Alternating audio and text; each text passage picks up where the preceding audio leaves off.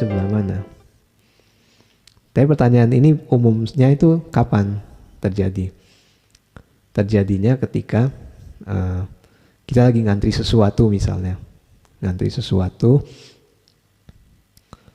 terus kita lihat ada beberapa loket atau ada beberapa pembatas tiang-tiang gitu ditaliin biasanya mungkin, atau ya suatu kertas. Nah itu gue juga mesti memperhatikan antrian untuk belinya, mana antrian yang untuk misalnya debit atau tunai, antrian yang pakai credit card gitu kan, atau dengan promo tertentu. Nah jadi di saat-saat kita berhadapan dengan satu tujuan tapi banyak antrian. Nah satu tujuan tapi banyak antrian, kita pasti pengen nanya gitu, entah ke security atau ke bagian information, ini saya mau menuju ke sini atau mencari ini, antrinya yang sebelah mana gitu kan. Kenapa itu menjadi sesuatu yang penting? Karena ya pertama waktu. Kalau namanya salah antrian gitu kan, kayak orang yang ngantri antri di pintu tol. Sekarang kan pakai e-tol ya gitu kan, pakai flash atau e-tol gitu. Udah ngantri panjang-panjang, begitu nyampe di pintunya ternyata saldonya kurang gitu. Maksudnya kan jadi ada hal yang ya unexpected mungkin, tapi lama gitu di satu jalur tapi ternyata itu salah. Sekian lama di satu jalur tapi ternyata salah. Nah itu kita akan ya kehilangan waktu dan tenaga gitu. Dan mungkin kehilangan emosi juga gitu ya.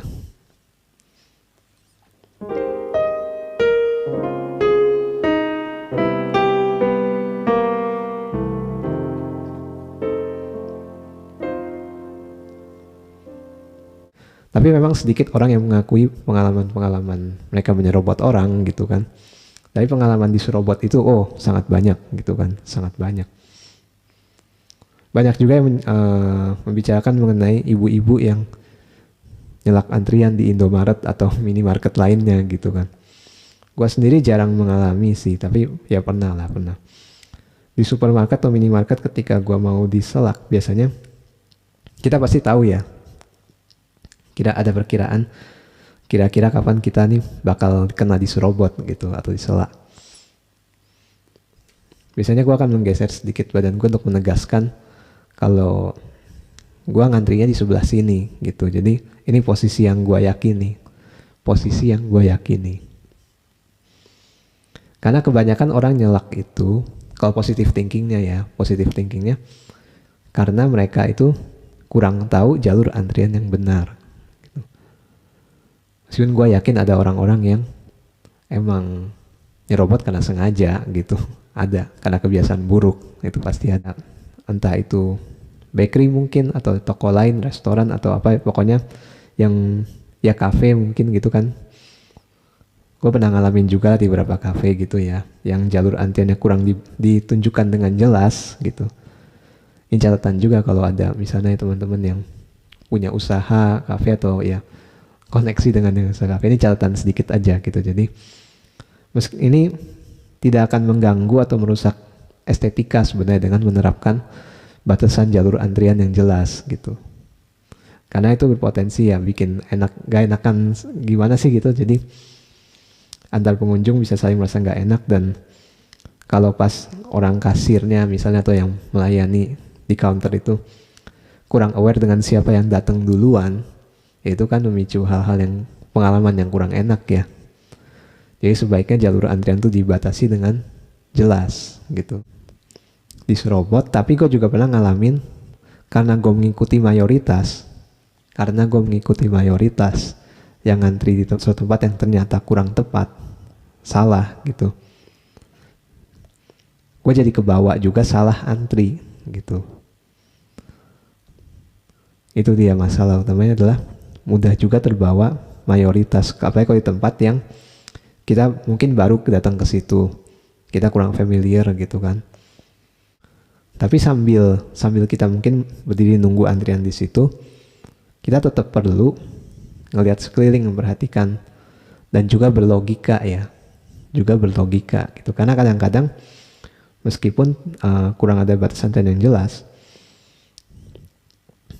Kadang kita bisa memikirkan logikanya begini, misalnya ya, sebuah kafe, aku berusaha tidak menyebut namanya ya. Jadi di bagian tengah itu ada counter yang kasir kan, orang pasti bayar ke arah situ. Di sebelah kiri kasir itu ada kue-kue, etalase isinya ada kue-kue. Di sebelah kanannya, di sebelah kanan dari kasir ada mesin-mesin kopi ya, barista menyiapkan minuman segala macam. Nah, sebenarnya secara logika antrian itu umumnya dari yang arah bakery gitu, bener nggak sih gue sih? Tapi kebanyakan sih yang gue temukan sih begitu ya, di sebagian besar banget. Cuma gue pernah ya misalnya ngantri dengan beberapa orang lain di dari bagian situ, terus tiba-tiba ada orang baru datang dan dia ngantri dari arah yang sebaliknya begitu. Sebenarnya kalau kita pengen konfirmasi yang lebih jelas, paling benar adalah tanyain aja ke orang situ gitu, dengan harapan kita berhadapan dengan orang yang bisa menjelaskan dengan benar juga ya. Tanyain aja ke ya orang counternya itu sebenarnya ngantri dari sebelah mana gitu.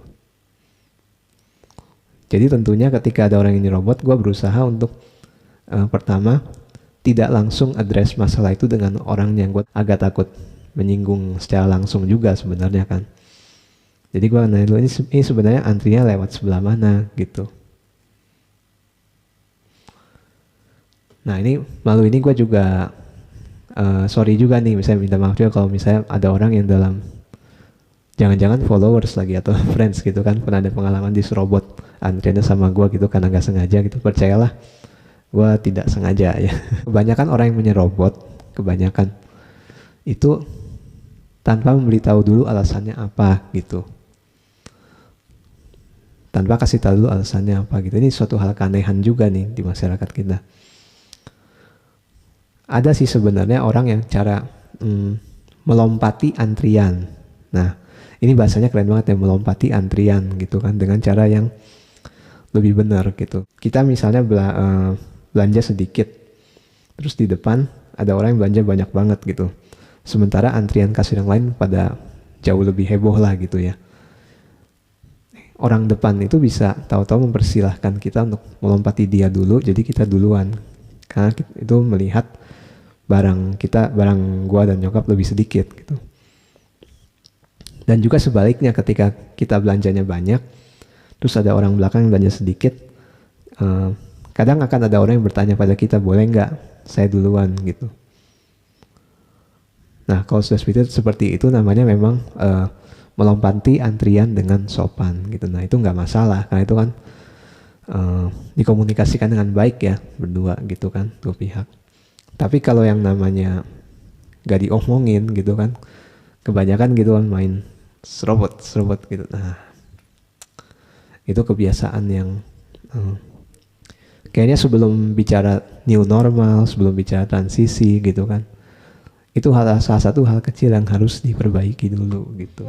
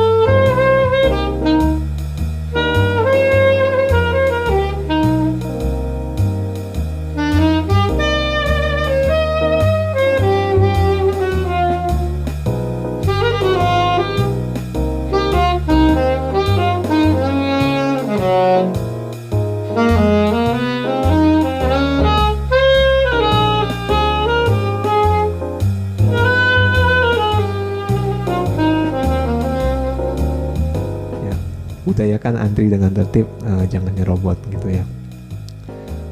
Komunikasikan dengan baik jika ingin melompati antrian dengan alasan yang baik dan masuk akal tentunya ya gitu kan.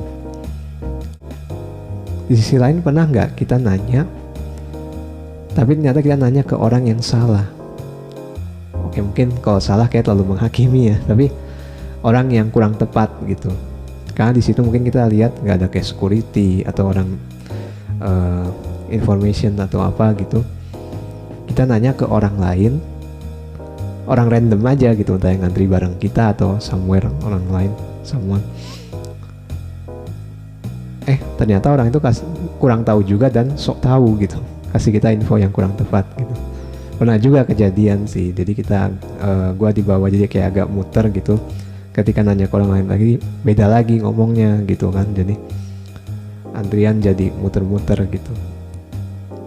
Berdiri pada suatu pendapat gitu, atau suatu kubu, suatu pandangan gitu. Pernah nggak ya kita merasa nih kita perlu berdiri membela suatu pendapat, suatu keyakinan, suatu hal yang idealis mungkin gitu. Berdiri membela suatu pandangan bahwa kerupuk itu harus dimakan barengan sama lauknya. Kerupuk itu jangan disisain terakhir gitu. Begitu juga dengan kulit ayam goreng ya. Gitu kan di minimarket gitu kadang meskipun seringkali nggak ada, mungkin karena tempat mereka terbatas kan, lorong-lorongnya lebih kecil ya dibandingin supermarket atau ya hipermarket gitu. Jadi mereka mungkin nggak bisa taruh pembatas-pembatas yang jelas untuk batas antrian. Tapi kita bisa dengan itu dengan simpati gitu, kita memperhatikan orang, kita mengamati orang. Oh ini mereka antriannya sekarang seperti ini, secara vertikal atau horizontal gitu kan, terhadap posisi kasir gitu. Nah, ya kita konsisten dengan rapi gitu kan. Kalaupun ternyata pas antrian itu berjalan kita sadar kita yang salah, ya kita juga perlu mengakui kalau kita salah gitu kan, posisi yang benar gitu kan gitu. Tapi kalau gua sih ini jujur aja ya, gua biasanya kalau itu kan ada rasa malu lah ya kalau ternyata salah antrian begitu, maka biasanya gua akan berputar. Jadi gua bertindak seolah-olah misalnya gua sedang mencari suatu barang lain lagi, gua berputar gitu, baru sambil pelan-pelan pindah ke posisi yang benar gitu, tapi nggak langsung.